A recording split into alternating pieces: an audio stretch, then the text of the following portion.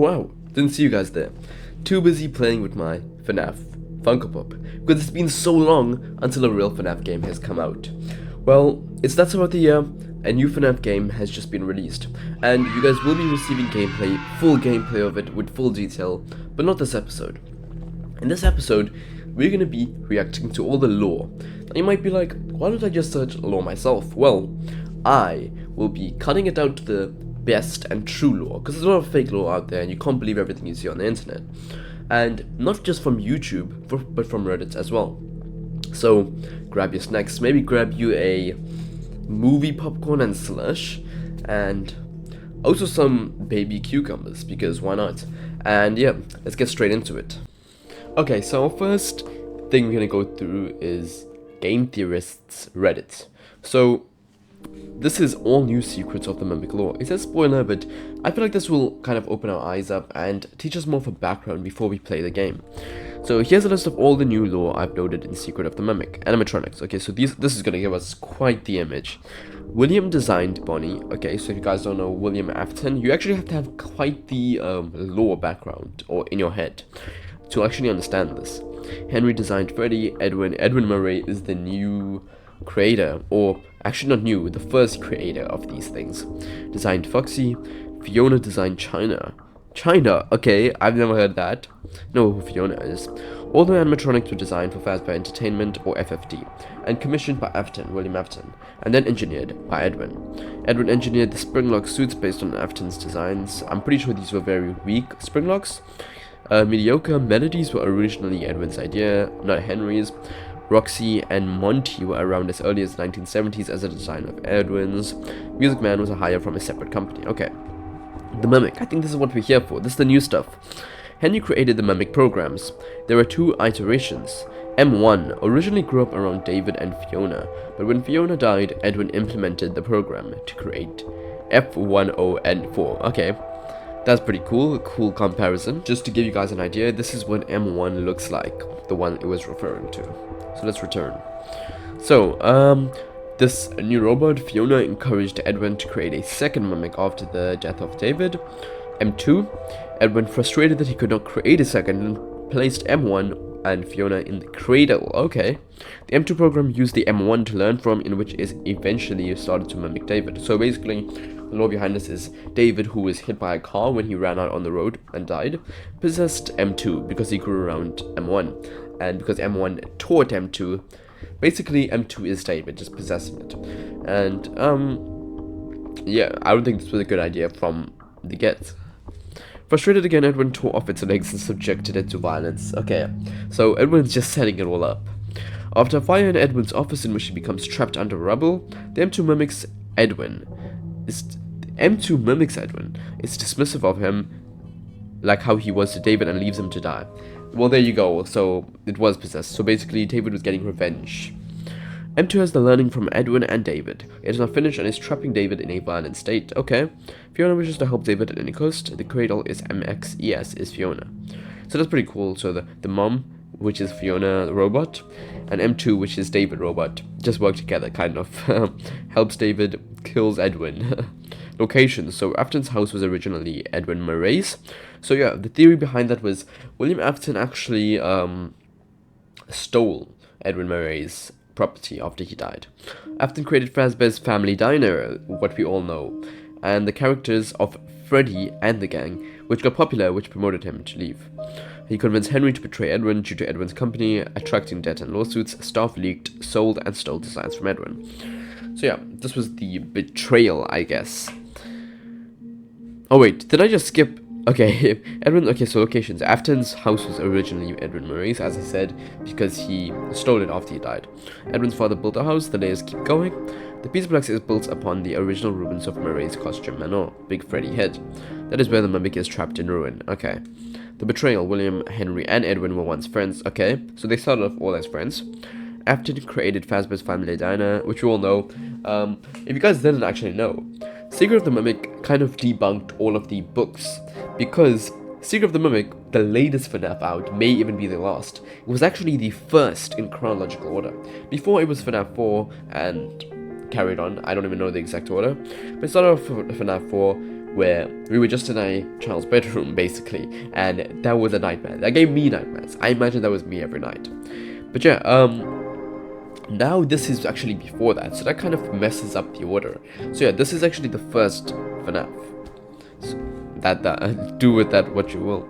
After creative, okay, yeah, we know this. He convinces Henry to betray Edwin, so they work together. Remember, Afton is William Afton. Due to Edwin's company attracting debt and lawsuits, staff leaked, sold, and stole designs from Edwin. Okay, so they kind of betrayed him full on. Sun and moon symbolism. The sun is Fiona, and the moon is Edwin. So if you guys don't know this reference, the sun and moon character, like we've seen in Security Breach, the one that jumps into the ball pit, yeah, so the night version of him is apparently Edwin. Yeah, the moon, and the sun version of him is Fiona. I'm pretty sure they're married or were. Phone guy. Ralph is listed as an employee in the mail system, which could suggest he also took part in the betrayal. Okay, wow, so phone guy, silent back there, but he's actually betraying people. This could explain why he remains loyal. He is tangled up in all this too, and could be implicated should he back out. Aight. Okay, so that's why he's so loyal to the job. He's like passionate. I thought this guy was like a naturally psycho. I guess not. The questions. So what killed David? Okay. I kind of already said he just got knocked by a car. Who was the head of Fazbear Entertainment at the time of the Pizzaplex? Who commissioned its construction and brought back Edwin's animatronics in the years that were lost to time? Monty, Roxy, Phaser Blast, and Starfbot. As I said, William Afton kind of was the lead of it, and he kind of just full-on betrayed Edwin. Stole his design, stole everything, stole the property, even though Edwin's father was the one who built it in the 70s. What is the meaning of the sun and moon symbolism? Is the modern day animatronic linked to Edwin and Fiona? If so, why? What is Tiger in the SOTM game? Secrets of the Mimic? Is it a haunting or a real entity? What version of the Mimic program is glitch trap in the VR game? So what? Okay, now this looks weird. Where do Gregory and Vanessa fit into Edwin's story? Oh, I'm pretty sure they come later on. And the final one, with the endings we've seen, none of them end up trapping the Mimic like we see it in Ruin. If we take their word for it, Vanessa and Gregory find and trap the Mimic. Okay, so they end up winning it. As I said, after time. This just has been roaming around for decades with no trace, and then these two just find out about it, allure it, and trap it. Why? Okay, well that's cool how Vanessa and Gregory just can drop it like that after years of torture. Well, that was from Reddit game theorists, check them out, and let's move on to the next one. Now we got M1 and M2 explained. So these are mimics. If you don't know what M and M stands for, these are the mimics, so the main point of the story. So, as you've seen already, this is how it looks. Crazy how this is a FNaF game, and we started off by locking doors and putting lights on, and having 3 movements. So M1 and M2 are seemingly the secret in the secret of the mimic.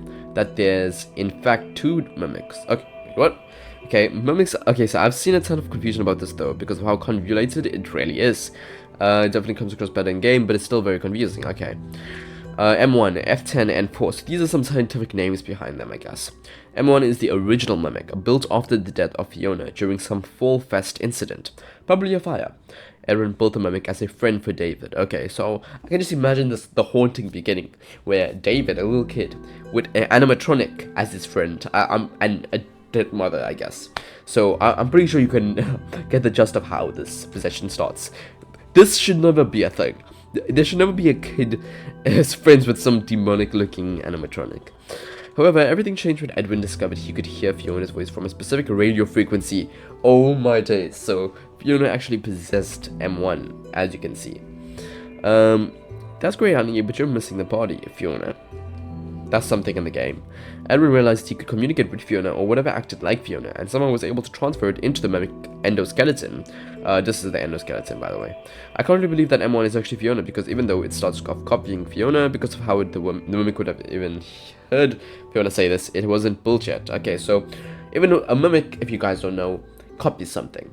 And his first theory was, okay, maybe it heard Fiona while she was alive, but it wasn't built when Fiona was alive.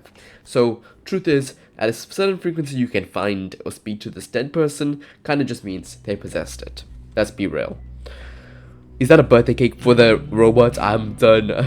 M1, Edwin, and David lived for a very weird but happy unknown amount of time. That's a weird saying. A weird but happy unknown amount of time, before tragedy struck Edwin again. David was killed on his birthday, hit by a car. and Edwin believed that he could bring David back, however, causing him to move M1 or Fiona. Okay, so it wasn't actually called F1 or whatever, it was actually M1, and that was the robot of Fiona. So, moving M1 or Fiona to the MXES, or Mechanical X-Form Experimental Storage Machine to contain M1, while Edwin worked on. This is how M2 got created. Okay, this is not appealing. M2, the Mimic. Edwin created a new program attached to the Mimic endoskeleton called M2 and tried to recreate what happened with Fiona. However, nothing would work, likely because David possessed the tiger suit. So the suit was possessed by it. He didn't actually have to do all of the combining and all of that. It literally was possessed from the get. Edwin's failure to lead David's soul to M2 and M2 copying David regardless enraged Edwin and caused him to attack the Mimic. Oh gosh, Edwin, every copy has failed. I don't even know why it worked the first time, but it did. It's just not ready. Stop, you're not him. You're not. Stop sounding like him. But it actually was him more than ever because he possessed it. And M2 became infused with violence and began to copy more than just David. Eventually, Edwin somehow blew his house up, gravely wounding himself. He begged M2 to help him, but M2 just repeated lines Edwin had said to David. So basically, David and Edwin haven't had the greatest relationship. If you guys don't know, David is the son of Fiona and Edwin. Obviously, Fiona died and became M1, well, possessed that. And now we have Edwin trying to recreate David, who died on his birthday by getting hit by a car. And he was frustrated of nothing working, but it sounding like him. So he was actually scared as well. So he decided to just beat up the animatronic. But David already knew that he was getting abused back in the early years. So he fought back. M2, help, as you can see. Can't right now, buddy. We can do something fun tomorrow, I promise. Okay, Edwin likely died here, with M2 right next to him, not helping. So, it's quite lore-based, because Edwin being the father and M2 being the son, David. So, it's literally like saying Edwin likely died here with David right next to him, not helping. M1 of Fiona, who likely didn't know Edwin had died repeatedly, tried to contact Edwin, begging him to finish the M2 program. So, once again, Fiona, the mother, still supported David, or M2, trying to bring him back to life, basically, and I didn't actually know that Edwin just kept dying and dying. There you go, that F1, the F10 and 4, I guess. I beg you, put it all aside and fix M2, it's not too late. So she's thinking that he's still alive. And then we have some error message, 011, 011, okay, I'm not reading that. Edwin, please talk to me. We need to stop it together. Here are the blueprints for a cradle. It can keep David safe and provide boundaries. It's a type of computer and it's bigger than anything you've done before. If you won't finish the program, consider building the cradle. It will keep people safe. So, I don't actually understand how they had this back in the 1970s, but I guess there's a lot of stuff we don't know as well. Let's move on to the third and final theory. Okay, we're going to be reacting to Withered Circles lore. Well, specifically the timeline, because a lot of people don't really realize that Secret of the Mimic being the latest FNaF isn't actually the lost FNaF. Basically, it's weird, it kind of confused everyone, because Secret of the Mimic is the first FNaF ever. Forget about FNaF 1, 2, 3, 4, 5, 6, 7, basically. This is the first one, and even weirder, if you guys didn't know, FNaF 4 is the second one, and this actually kind of makes it more understandable. But yeah, let's get straight into the timeline. At some point in the mid-20th century, Edwin Murray's father opened Murray's costume. As you've seen, Edwin Murray, who we always referred to, his father, not him, opened a costume manor. So basically, Edwin was quite set up with that because his dad had it. Some point in the mid-20th century. We know we're currently in the 21st, I think. Yeah, so it's going to be in the 1900s. Manor, a factory dedicated to creating mascots for companies that accepted commissions for costumes and robotic components. What I do notice is, if you guys look closely to that house, I don't know if it's just me, but I'm pretty sure that is the house of Marionette before all the darkness happened. Creating mascots for companies that accepted commissions for costumes and robotic components. In the 70s, he died. So Edwin's dad died in the 70s, and there you go, his son Edwin took over. And his son Edwin took over the business, meeting a puppeteer called Fiona who works for the company beforehand. Ooh. Okay, so... oh my gosh. I was like, okay, a puppeteer, someone who makes puppets, Fiona. I was like, oh no, what I said was wrong. But then, as you can see, they got married. So yeah, oh, so she worked beforehand, and Edwin's now the leader because his dad owned it. So they worked together. They married and had a son called David. There you go. So that explains the family tree. We have Fiona and Edwin, who worked together and were married and had a son, David. Was extremely focused on his work, often neglecting his family. Around the time of David's birth, he met Henry Emily, an engineer who had commissioned him for a suit meant for a restaurant called Chica's Party World. Edwin agreed, and the two became close friends, helping each other design a new type of mascot technology, the Springlock. So we have Henry and Edwin working together, and Edwin is kind of distancing from his family because he's working hard. Suit. However, William Afton, Henry's business partner, spoke to Henry about getting Edwin to help. Okay, so Henry, who worked with Edwin, actually had the partner of William Afton. If you guys don't know, William Afton is actually the killer of the kids in the main FNaF that actually replaced Freddy Fazbear and all of them, also known as Purple Guy. So, okay, he's helped them develop the Fredbear and Spring Bonnie costumes, as well as the Freddy Fazbear characters. Edwin developed prototype versions of these mascots, which Henry and William used as a base for their own original designs. These particular ones had much less safe spring locks and were generally worse than Edwin's work. They sent Fazbear employees. So as you can see, clear proof or evidence that Purple Guy or William Afton didn't really care about the safety. He just wanted money because, or he was just a psycho because he just made weak spring locks or risky spring locks. Meaning, if you guys know what a spring lock is, it kind of, when you put a suit on, it's what can kill you. It can literally stab into your skin. So yeah, I guess he didn't really care about that. To MCM to infiltrate the location and steal all of Edwin's work and blueprints, leading to heavy financial issues. Okay, so there you go. They betrayed him. Henry definitely wasn't the type to betray, but with Purple Guy's influence, they full on betrayed Edwin. I really sensed it because even though they got the ideas from his animatronics and apparently made original work, there is still some unoriginality there. I don't believe that was fully original. And now infiltrated, stole all of his work and blueprints. So his father's business has just died. Goes very deep. Issues for the Murrays. Eventually, issues. Edwin's wife Fiona died in the fire at Fall Fest, a costume circus attraction. That's mad. Heartbroken, Edwin used the Mimic, a secret software he developed, and used it to bring her back. There you go. So there's the connections, M1, to bring his wife back. Because why wouldn't he want to do that if he can? He literally lost all his money, lost his business. He can't lose his wife of so many years. Making her essentially a babysitter to David. He tried to convince herself she was real, but as we see in the tapes he scattered across. So this is crazy because he's actually giving her a birthday cake, yeah. And trying to convince her, yes, you are real. But gives us hint for the future of AI and bring people back to life, which is pretty creepy. Maybe FNaF knows or Scott Cawthon knows some deep stuff. The building, he knew she wasn't. He eventually uploaded her to the F10N4 computer and left her in a dark corner of his private house. Eventually, through his own neglect, his son David ran out and got run over. So basically, she got uploaded to a computer. So that's why we saw that green screen of typing, because now she's a computer, F10N4. Quite of a, what can I even call it? Anagram of some sort of a name to make up the computer, and now she types rather than moves around like an animatronic. And once again, through his neglect of working hard and caring nothing about his family, but I guess he did actually love them, David ran out on the road, got run over. Desperate, he tried creating another mimic code to put into the same endo, but frustrated, he... So basically, you can't really blame him that much. He was quite misfortunate. He tried to work hard for his family. Looked like he neglected them to the point where he didn't love them, but clearly he does, literally trying to bring them back to life. Beat it to a pulp and disappeared. And it's implied he died after this. The mimic gained some kind of primitive awareness and started laying waste to the factory as it slowly decayed. Eventually, in 1970, so he destroyed it, but it kept growing, kind of. William Afton found out about what the mimic did and how Edwin had managed to bring his family back. Obsessed with the idea of immortality, oh, and this is where Purple Guy Prime comes in. You can see that he somehow brought his family back with these odd actions, and he wants to do that. He was obsessed with the idea of immortality. As I told you, very narcissistic, I'd say.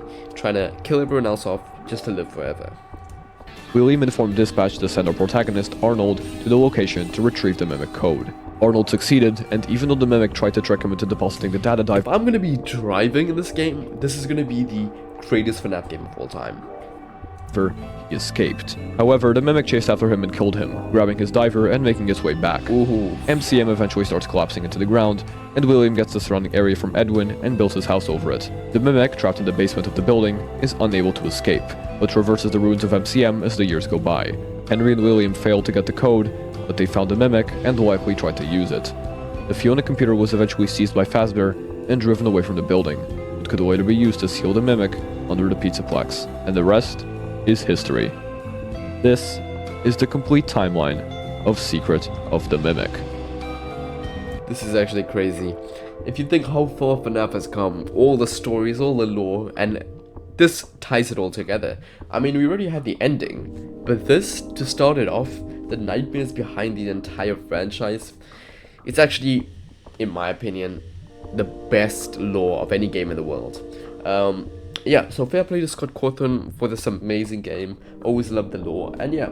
So I hope this kind of gave you guys an image or background. Some people may call it a spoiler. I actually don't, because I think it gives us some background knowledge, so we actually understand when we're playing the game. All the game footage is going to be coming out from tomorrow, so stay tuned for that. Peace.